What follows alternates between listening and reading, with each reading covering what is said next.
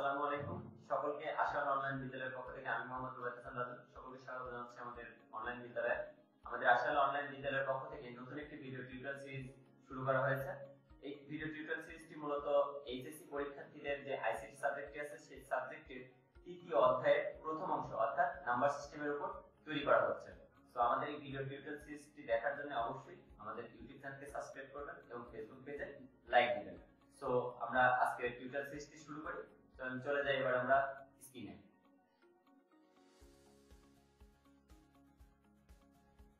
শুরুতেই আমরা আসি সংখ্যা পদ্ধতি কি বা সংখ্যা পদ্ধতি কাকে বলে। বিভিন্ন সাংকেতিক চিহ্ন বা মৌলিক চিহ্ন বা অঙ্ক ব্যবহার করে সংখ্যা লেখা ও প্রকাশ করার পদ্ধতিকে মূলত বলা হয় সংখ্যা পদ্ধতি।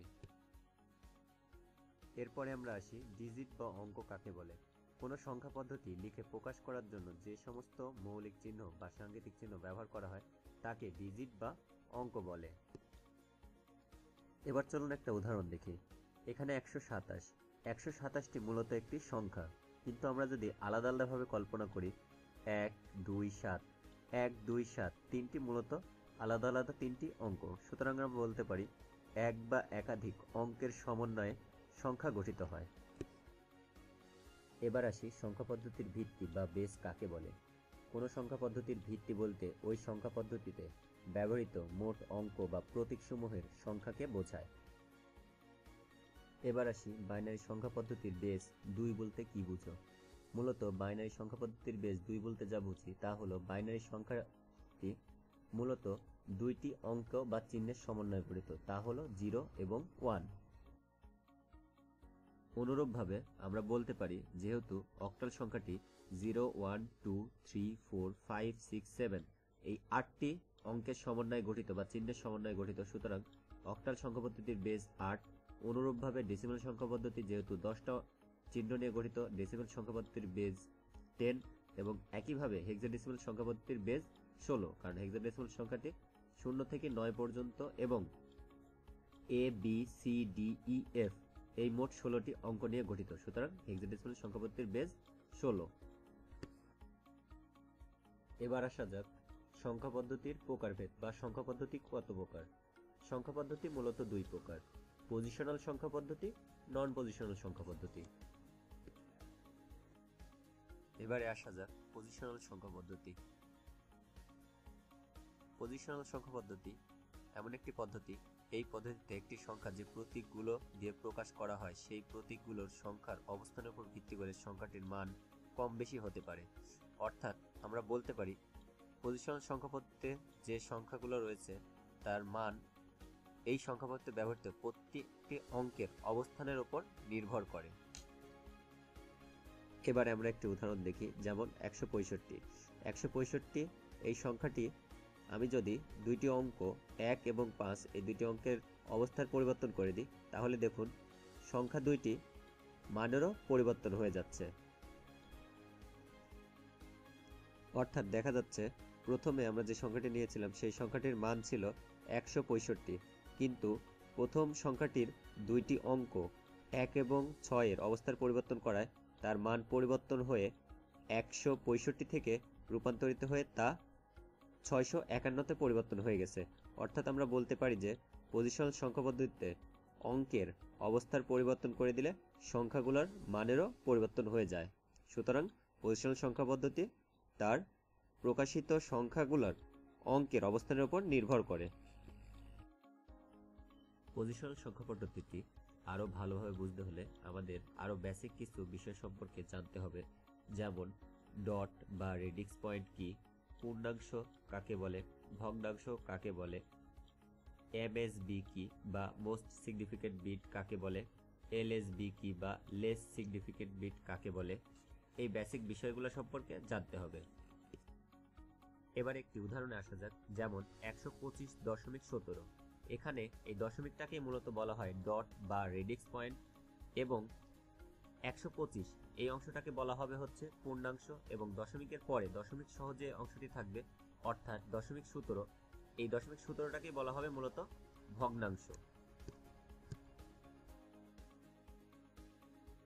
এবারে আসা যাক এমএসবি কি এবং এলএসবি কি, বা কোন বিটটাকে আমরা মোস্ট সিগনিফিকেন্ট বিট বলবো আর কোন বিটটাকে আমরা লেস সিগনিফিকেন্ট বিট বলবো। সবচাইতে লেফটে যে বিটটি থাকবে সেটাই হবে মূলত মোস্ট সিগনিফিক্যান্ট বিট বা এমএসবি, এবং অন্য ভাষায় বলা যায় লেফট মোস্ট বিট। এবং সবচাইতে রাইটে যে অঙ্কটি থাকবে বা যে বিটটি থাকবে সেটাকে আমরা মূলত এলএসবি বা লেস সিগনিফিক্যান্ট বিট অথবা rightmost bit. Non positional সংখ্যা পদ্ধতি। এই পদ্ধতিতে সংখ্যায় উপস্থাপিত প্রতীকসমূহের অবস্থান সংখ্যার মানে কোনো পরিবর্তন আনে না বা কোনো রকম প্রভাব বিস্তার করে না, অর্থাৎ সংখ্যার মান উপস্থাপিত প্রতীকসমূহ নির্দেশিত মানের যোগফলের সমান এবং ব্যবহৃত অঙ্কগুলো কোনো স্থানীয় মান থাকে না। এবারে আসা যাক পজিশনাল সংখ্যা পদ্ধতির প্রকারভেদ। পজিশনাল সংখ্যা পদ্ধতি মূলত 4 প্রকার: বাইনারি, অক্টাল, ডেসিমাল এবং হেক্সাডেসিমাল।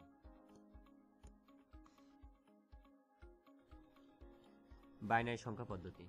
বাইনারি সংখ্যা পদ্ধতি মূলত দুইটি অঙ্ক বা চিহ্নের সমন্বয়ে গঠিত। একটি হলো 0, আরেকটি হলো 1। সুতরাং আমরা বলতে পারি বাইনারি সংখ্যা পদ্ধতির বেস 2। এবার যদি আমরা একটা উদাহরণ দেখি, 101011, এটি হচ্ছে একটি বাইনারি সংখ্যা। যেহেতু বাইনারি সংখ্যা 0 এবং 1 দ্বারা গঠিত এবং এই সম্পূর্ণ সংখ্যাটিও 0 এবং 1 দ্বারা গঠিত, সুতরাং এটি একটি বাইনারি সংখ্যা। এবং সকল সংখ্যা পদ্ধতির প্রকাশের সময় ব্র্যাকেট দিয়ে ডান সাইডের নিচের দিকে বেস উল্লেখ করে দেওয়া হয়, সুতরাং বলা যায় এটি একটি বাইনারি সংখ্যা। অক্টাল সংখ্যা বা অক্টাল সংখ্যা পদ্ধতিতে প্রকাশিত সংখ্যাগুলো 0 থেকে শুরু করে 7 পর্যন্ত মোট 8টি চিহ্ন বা অঙ্ক নিয়ে গঠিত। সুতরাং অক্টাল সংখ্যা পদ্ধতির বেস হবে 8 এবং অক্টাল সংখ্যা পদ্ধতির একটি উদাহরণ 121427 এবং ডান সাইডের নিচের দিকে এর বেস উল্লেখ করে দেওয়া হয়, সুতরাং এটি একটি অক্টাল সংখ্যা। একইভাবে দশমিক বা ডেসিমাল সংখ্যা পদ্ধতি 10টি অঙ্কের সমন্বয়ে গঠিত হয়। দশমিক সংখ্যা পদ্ধতির বেস 10 এবং 90635 এটি একটি 10 বেস বা দশমিক সংখ্যা। একইভাবে হেক্সাডেসিমাল সংখ্যা পদ্ধতিতে 16টি অঙ্ক বা 16টি চিহ্ন ব্যবহার করা হয়। হেক্সাডেসিমাল সংখ্যা পদ্ধতির বেস 16। এখানে এ এর মান এ, B, C, D, E, F এই অঙ্কগুলো ব্যবহার করা হয় বা এই সাংকেতিক চিহ্নগুলো ব্যবহার করা হয়, যেখানে এ এর মান 10, বি এর মান 11, সি এর মান 12, অনুরূপভাবে ডি 13, ই 14, এফ 15 নামে সংজ্ঞায়িত করা হয়। এবার আমরা যদি একটা উদাহরণ দেখি, 45ABF এটি হচ্ছে একটি 16 বেজের সংখ্যা বা হেক্সাডেসিমাল সংখ্যা।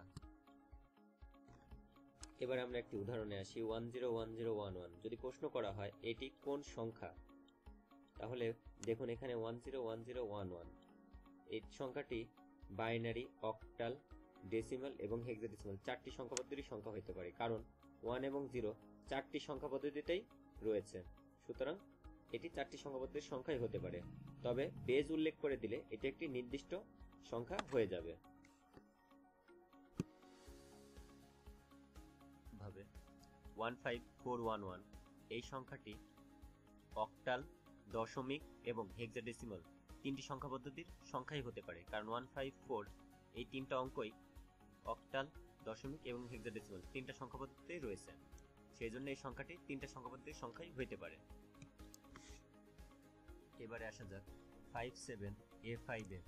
এটি মূলত একটি হেক্সাডেসিমাল সংখ্যা, কারণ এখানে 575 এটা অক্টাল, দশমিক, হেক্সাডেসিমাল থাকলেও এ এবং এফ শুধুমাত্র হেক্সাডেসিমাল সংখ্যা পদ্ধতিতে রয়েছে, সুতরাং এই সংখ্যাটি একটি হেক্সাডেসিমাল সংখ্যা।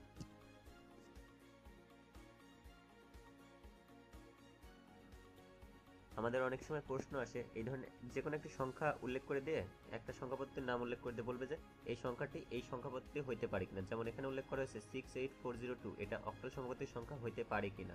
উত্তর হবে না, কারণ এখানে 8 ব্যবহার করা হয়েছে যা অক্টাল সংখ্যা পদ্ধতির কোনো সংখ্যা না, সুতরাং এই সংখ্যাটি অক্টাল সংখ্যা পদ্ধতির সংখ্যা হইতে পারে না, এটা দশমিক এবং হেক্সাডেসিমাল সংখ্যা পদ্ধতির সংখ্যা হইতে পারে। সো আজকের প্রথম ভিডিও টিউটোরিয়ালটি এতটুকু পর্যন্তই। যদি আমাদের ভিডিও টিউটোরিয়ালটি ভালো লেগে থাকে অবশ্যই লাইক করবেন, কমেন্ট করবেন এবং শেয়ার করবেন। আর অবশ্যই আমাদের ফেসবুক পেজে লাইক দিবেন, ইউটিউব চ্যানেলকে সাবস্ক্রাইব করবেন।